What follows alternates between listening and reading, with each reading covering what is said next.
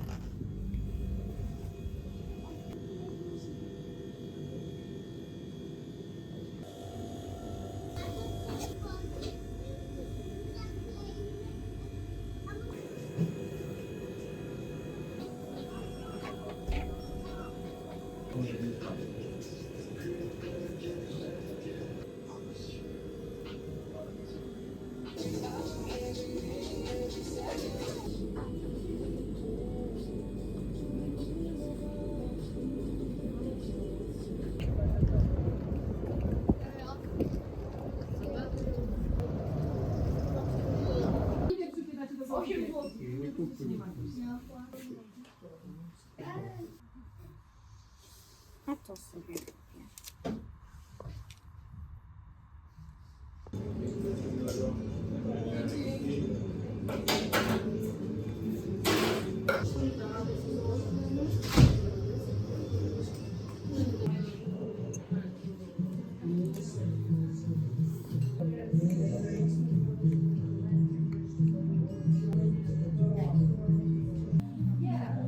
Stakot. Ale kapsułę już mam. Ej, co się dzieje? Ja mam horyzontal w kółko. To jest horyzontal, to jest horyzontal, to jest horyzontal.